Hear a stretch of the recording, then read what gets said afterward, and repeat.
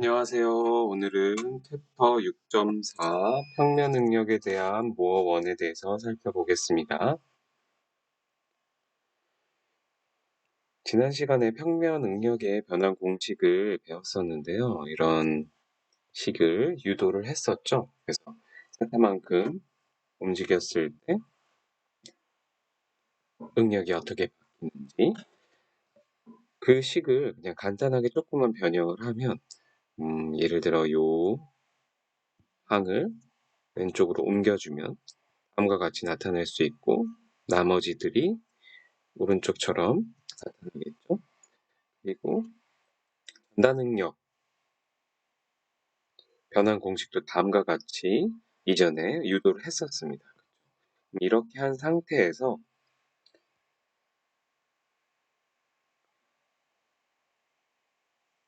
좌변을 제곱하고 또 우변을 각각 제곱해서 좌변 길이, 우변 길이 더하게 되면 좌변은 다음과 같이 제곱해서 더해지게 되고요. 우변은 그러니까 좌변을 이렇게 제곱해서 더한 거고요. 우변도 이렇게 제곱해서 더하면 우변은 좀 정리를 하면 결국에 오른쪽과 같은 식으로 정리가 됩니다. 굉장히 간단한 식으로 정리가 되고 여기에서 우리가 만약에 정의를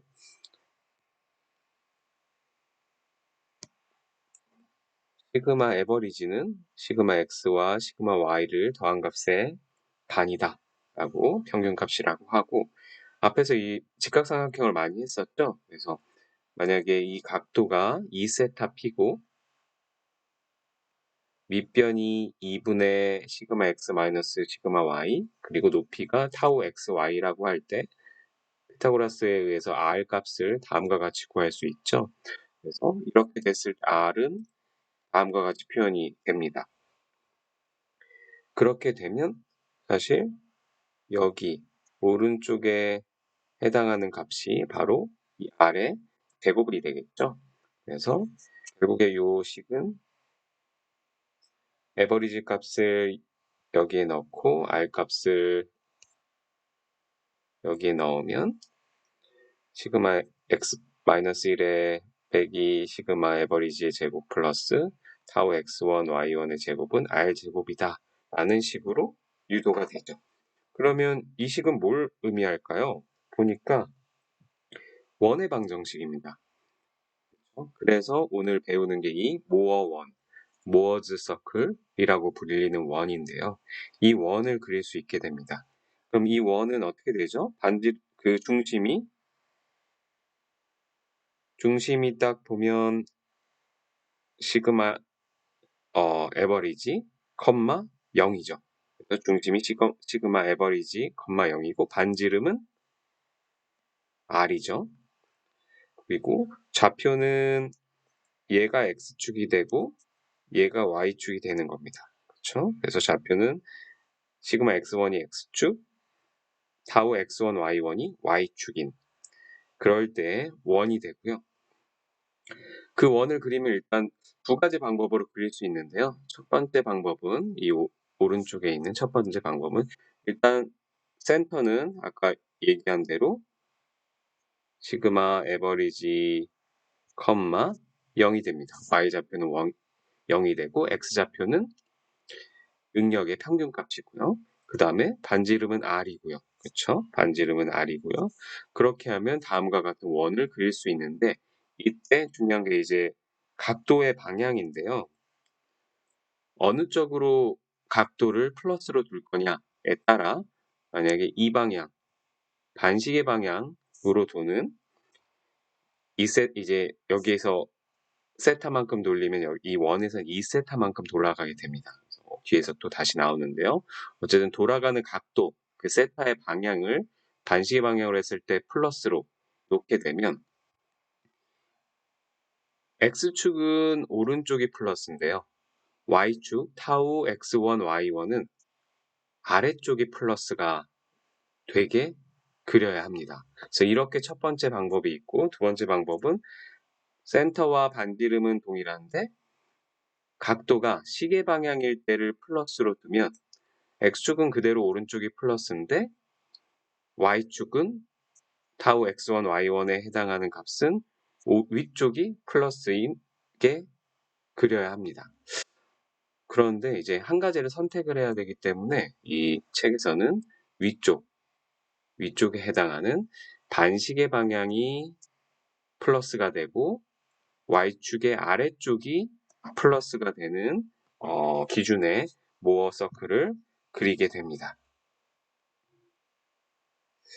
그래서 결국에 지난 시간까지 여러 가지 막 식을 유도를 해서 결국에 세타가 0일 때 소지능력과 전다능력을 알면 세타가 주어질 때, 세타가 세타일 때 새로운 D 경사면에서의 새로운 시그마 x1과 타우 x1, y1 또 시그마 y1 등을 구할 수 있었죠. 식을 통해, 응력 변환 공식을 통해서. 근데 모어 원을 그릴 수 있게 되면 오른쪽과 같은 원을 그릴 수 있게 되면 이제 기하학적으로 몇 도를 돌렸을 때 수지 능력이 전다 능력이 얼마가 되는 거를 바로바로 쉽게 구할 수가 있어요. 직관적으로. 단순히 삼각형의 각도와 길이만 알면 모든 범들을 구할 수 있습니다. 그래서 기본적으로 이 모어 서클에 해당하는 이 점들이 각각이 다 수지 능력과 전다 능력의 값을 의미합니다. 이 좌표값.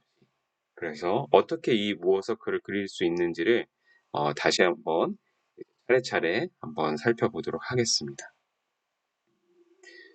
모어 원의 작도 방법입니다. 일단 차례차례 보죠. 첫 번째, 무조건 시그마 x1이 수평축 x축이고 타우 x1, y1이 수직축입니다.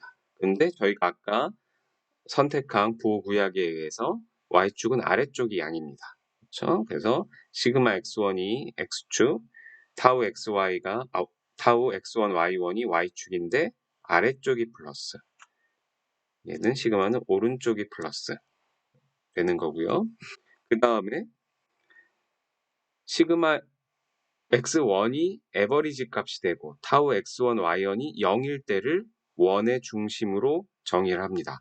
그래서 센터 원의 중심의 좌표는 항상 x좌표는 시그마 에버리지 그리고 시그마 x 플러스 시그마 y의 평균이죠.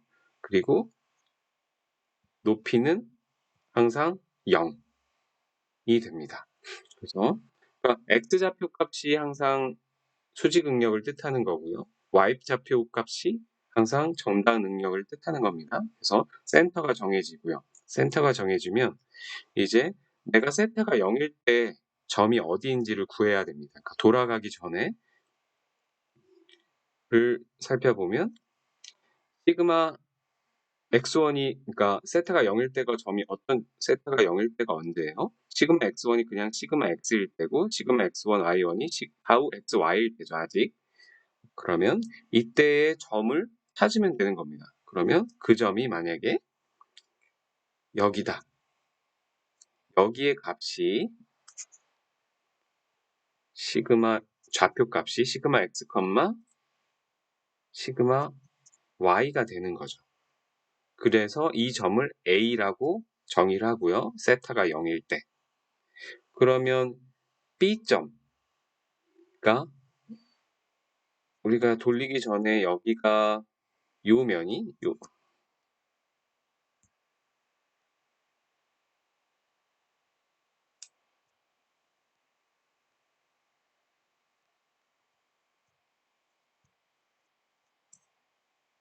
이렇게 됐을 때 여기 면이 A라고 한다면 이제 위쪽 면, 이쪽 면을 B라고 합시다. 그럼 B라고 하면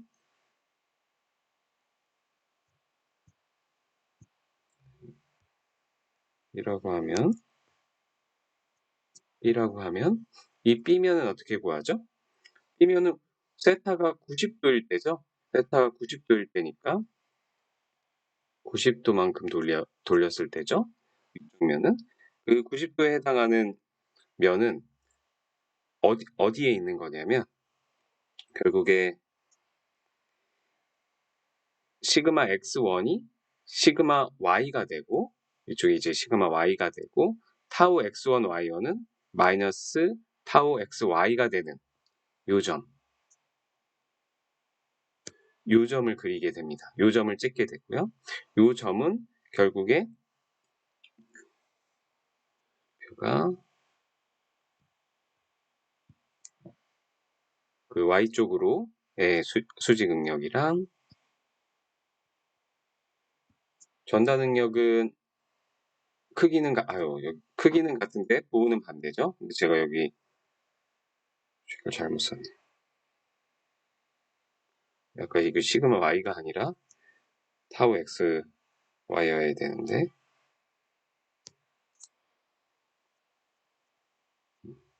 그러면 그냥 쉽게 생각해 보면 A점에서 B점까지의 각도가 몇 도죠? 180도입니다. 180도. 그러니까 모어 서클은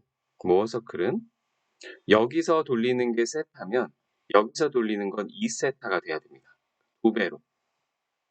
실제 돌리는 각이 세타면 실제 모어의 원에서는 2세타를 돌린다고 생각하시면 됩니다. 그래서 90도가 돌아가면 180도가 돌아간다.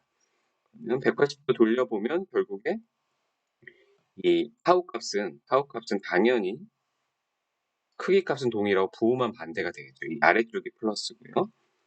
그렇게 됐을 때 A, B를 연결하는 이 직선은 항상 센터를 통과를 하게 되고요. 무조건. 이게 지름이 되는 겁니다. 이 원의 지름이 되고 이 지름을 가지고 돌리면 결국에 360도를 돌리면 다음과 같은 모어 서클이 나타나게 되고요. 그러면 반지름은 얼마냐? 라고 해보면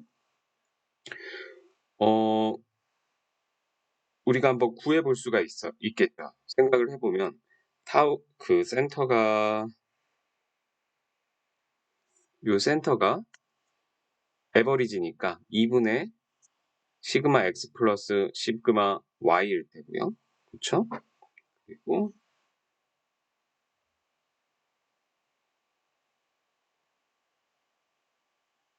이 값은 이제 뒤에서 유도를 해야겠네요. 뒤에서 유도를 할게요. R 값은 보니까 뒤에서 한번 유도를 해보도록 하겠습니다. 그래서 이런 기본적인 그러니까 이렇게 그리면 일단 R은 이렇게 나온다라고 그려보면 알 수가 있는데 이렇게 나오는 이유가 실제 우리가 앞에서 배운 원리와 동일하다라는 것을 뒤에서 한번 보여드리도록 하겠습니다. 그래서 결국에 경사진 요소의 응력을 구하는 방법이 모어 서클을 이용해서 구하는 방법이 세타만큼 회전된 평면 요소의 응력은 모어 서클에선 세타가 0인 A점을 구한 후에 그 A점에서 2세타만큼 회전된 점 D에서의 좌표, 그 좌표 값이 그 평면 요소의 응력이 됩니다. 그래서 내가 세타만큼 실제로 돌렸으면 A점에서 2세타만큼 돌렸을 때 나오는 요 점 D, 원의 둘레에 나오는 점 D, 이때의 좌표가 X좌표, Y좌표. 그러니까 이 점 D에 예를 들어 여기까지의 거리가 시그마 x1이 되는 거고요. 여기서 여기까지 거리가 타우 x1, y1이 되는 겁니다. 그 좌표 값을 구하는 거예요. 그럼 진짜 왜 그렇게 되는지를 한번 살펴보도록 하죠. 살펴보도록 하면 제 그림에서 요 시그마 x1, 타우 x1, y1은 삼각형으로 구할 수 있죠. 지금 보면 요 삼각형을 알면 되는 거죠. 요 삼각형. 그렇죠. 요 삼각형 이렇게 띄워보면 이렇게 되고 각도가 여기를 이제 베타라고 합시다. 각도를 베타라고 하고 그러면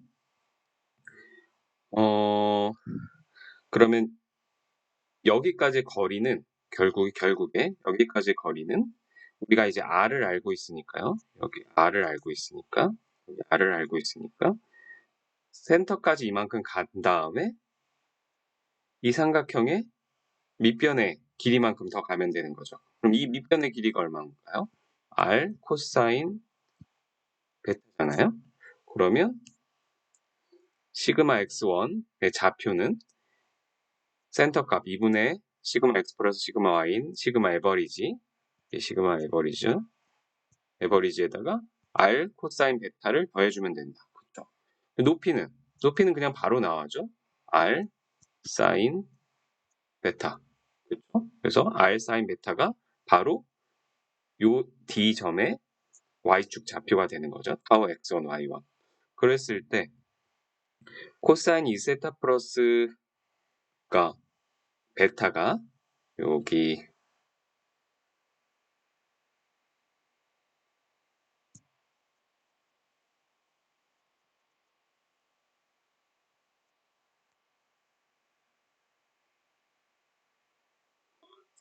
코사인 2세타 플러스 베타가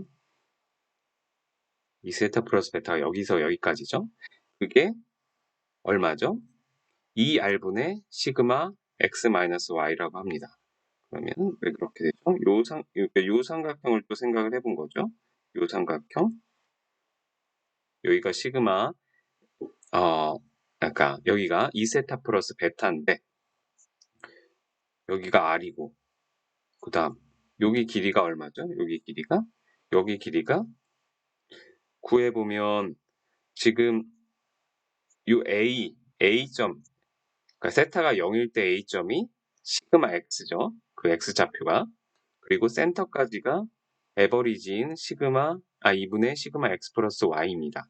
그러면 여기 차이값은 시그마 X에서 2분의 시그마 X 플러스 시그마 Y를 뺀 2분의 시그마 X 마이너스 시그마 Y가 나오겠죠. 여기 길이가. 그러니까 코사인 2세타 여기 각도는 2세타 플러스 베타였고 플러스 베타는 2R분의 시그마 X 마이너스 시그마 Y가 되고요. 그리고 사인은 요 Y축 좌표의 길이를 생각하면 R분의 타우 X Y죠. 왜냐면 A점일 때 세타가 0일 때는 그냥 원래 전달 능력이 타우 X Y니까 초기값이니까요. 그러면 얘를 합의 공식을 이렇게 분해를 할 수가 있겠죠. 그렇게 분해를 하고 A라는 식의 코사인 세타를 곱하고 B식의 사인 세타를 곱해서 더하면 정리하면 뭐 사인 제곱 플러스 코사인 제곱이 1이 되고 하는 것들을 적용을 하면 코사인 베타는 다음과 같은 식으로 정리가 됩니다. 이거는 직접 한번 손으로 해보시고요. 그러면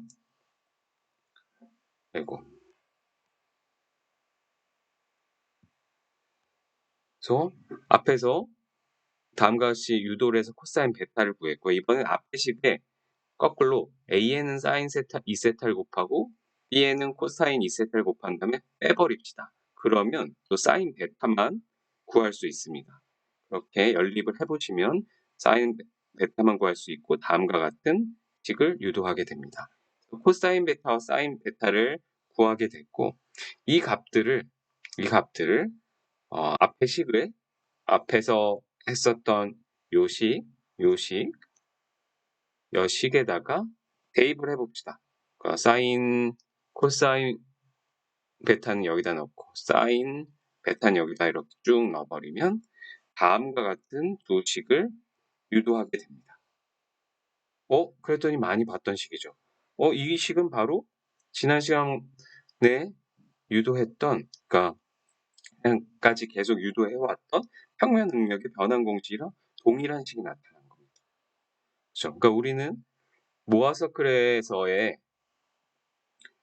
초기 세타가 0일 때 A점을 구하고 어떤 그 센터 값을 우리 에버리지 값으로 하고 응력의 에버리지 값으로 하고 반지름을 구한 다음에 그것을 세타만큼 돌릴 때 2세타만큼 돌린 좌표에 x좌표와 y좌표의 값이 평면 응력의 변환 공식과 동일하다라는 것을 증명을 한 거죠. 아, 그러면 이 모아 서클로 이 평면 응력을 다 구현해낼 수 있겠구나. 그리고 그러면 이제 이 세타만큼 돌린 거는 실제는 세타만큼 돌린 거라고 했죠. 그럼 점 D는 요 평면을 의미를 하는 겁니다. 이때 시그마 x1, 타우 x1, y1을 구했으니까 그럼 여기 면을 구하고 싶으면 몇 도를 돌리면 되나요? 여기서 90도만큼 더 돌리면 되니까 모어 서클에선 180도를 더 돌리면 되는 거죠. 그렇죠? 그래서 반대편에 있는 점인 겁니다. 180도를 돌려서. 그래서 지름 방향으로 D와 반대점인 D 프라임은 서로 180도에 위치해 있고 실제 응용 요소에서는 90도의 차이다. 그리고 좌표는 시그마 Y어는 구해봐야 아는 거고요. 근데 전자 능력은 부호만 바뀌는 거죠. 마이너스 타우 x1 y1 보면 이쪽이 플러스입니다. 아까 아래쪽이 플러스라고 했으니까 얘가 플러스고 반대쪽에 있는 요 좌표는 여기 크기 값은 타우 x1 y1이랑 동일하겠죠. 타이원 x1 하지만 부호는 반대인 마이너스가 돼서 마이너스 타우 x1 y1이 되게 됩니다. 그러면 한번 주응력을 한번 생각을 해봅시다. 주응력 기억나시죠? 주응력은 응력이 최대 최소적으로 나타나는 축응력이 그 점인데 이제 우선 축응력이 최대가 되는 점 P1을 찾아봅시다. 이 원의 안에 이 원에 속하는 x좌표들 중에 가장 큰 값이 바로 주응력이죠. 그럼 어디겠어요? 딱 여기죠. 최소값은 여기죠. 그러니까 사실 여기가 P1이 되고 여기가 P2가 되는 겁니다. 무조건 최대 최소값이 정해져 버리죠. 그럼 요 좌표 x 좌표값만 구할 수 있으면 주응력을 바로 구할 수 있는 거죠. 그래서 P1의 가로축 시그마1이 최대 주응력이다. 결국에 여기까지의 거리, 이 떨어진 거리가 시그마1이 주응력이 되는 최대 주응력이 되는 거고요. 그러면 얘는 몇 도? A가 세타가 0인 점으로부터 2 세타 P1. 그러니까 세타 P1이 원래 주각이었잖아요. 주각. P1의 주각. 근데 2배여야 되니까 이만큼이 2 세타 P1이 되는 거죠. 그러면 한번 시그마 1을 구해보자. 어떻게 되나? 그러면 어떻게 길이를 구하면 되겠죠? 보니까 원에서 보면 이제 원에서 무조건 기하학적으로 구하는 겁니다. OC 더하기 반지름이죠. 그렇죠? 그럼 C, OC 더하기 반지름인데 C의 X좌표 시그마 에버리지잖아. 이미 알고 있죠? 시그마 X와 시그마 Y를 더해서 2로 나눈 거기에 R만, 반지름만 더해주면 되는 거죠. 그렇죠? 그러면 R값을 보면 결국에 이 R값이 아까 R은 2분의 시그마 X 마이너스 시그마 Y 제곱 플러스 타우 XY의 제곱으로 나옵니다. 그러면 이것을 그냥 더해주는 건 결국에 시그마 1은 2분의 시그마 X 플러스 Y에 이렇게 더해주는 거랑 동일하죠. 네, 그러면 와 이게 우리가 원래 했었던 중력 공식과 일치하는구나 라는 걸 알 수 있고요. 그러면 이번에는 코사인 2세타 P를 구해봅시다. 코사인 2세타 P는 그러면 얘 같은 경우에는 지금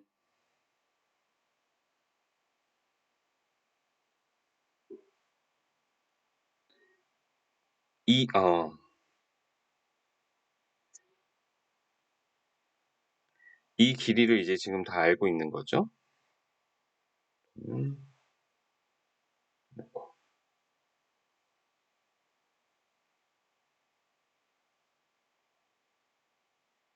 이만큼 돌렸을 때를 알고 있는 거니까 그러면 코사인 2세타 P는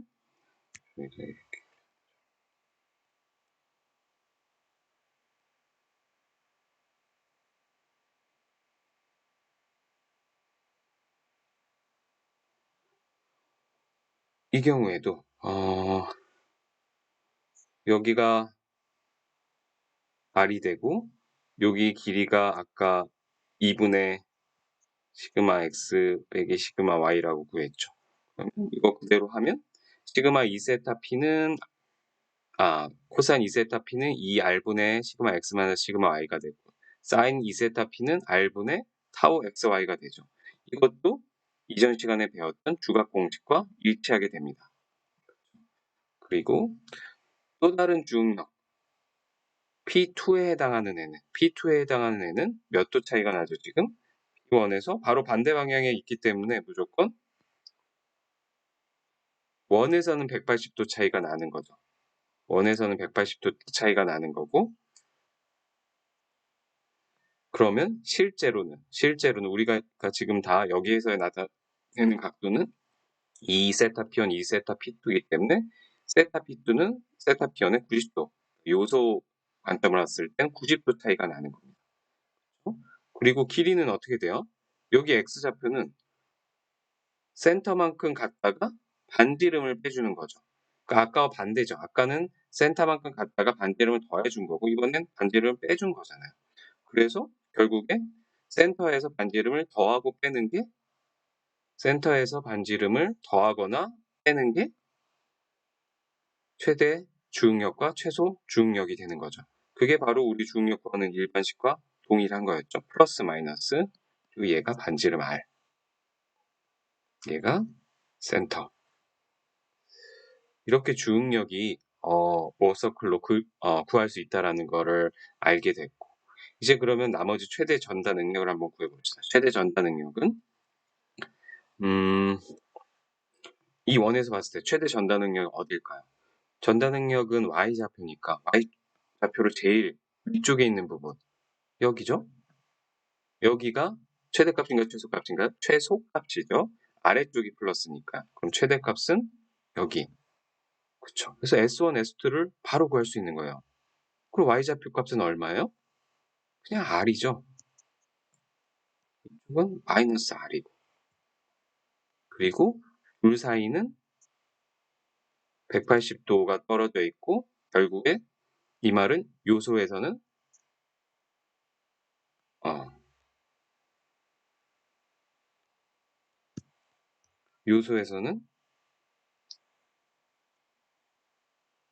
90도만큼 떨어진 곳에 이거는 주응력과의 차이를 설명한 거네요. 90도만큼 떨어져 있는 거고요. 90도만큼 돌아가 있는 거고요. 근데 그때 그 주응력과의 관계를 보면 어떻게 되나요? 주응력과 차이가 둘 다 90도만큼 차이가 나죠. 그쵸? 그러면 실제로는 45도만큼 차이가 난다. 이거는 지난 시간에도 한번 배웠었습니다. 그래서 최대 전단 능력은 어떻게 됐죠? 주응력이랑 각도가 45도 차이가 난다고. 주응력이 일어나는 각도와 그래서 이런 식으로 모어 서클을 그리게 되면 한 번만 제대로 그리게 되면 모든 그런 응력과 전단 응력의 관계들을 다 표현해낼 수 있는 겁니다. 그리고 여기서는 이제 좀 부호교약을 알아두면 이제 계산을 하기가 간단해지는데 항상 저희가 반시계 방향으로 돌리는 그 전단 능력을 플러스로 봅시다. 플러스로 보고 시계 방향으로 돌리는 걸 돌려지게 하는 전단 능력을 마이너스로 봅니다. 그렇게 하면 우리가 이쪽으로 돌아가는 게 플러스라고 했죠. 그러면 이런 원의 회전 방향과 동일하게 되는 이 방향과 동일하게 되는 방향이 이 방향인데 이 방향의 전다 능력을 플러스로 보고요. 반대 방향으로 돌아가는 전다 능력을 마이너스로 보게 됩니다. 그래서 기존에 앞에서 약속했던 거랑 똑같은 거죠. 그래서 원의 전단축이 아래 방향이 양이고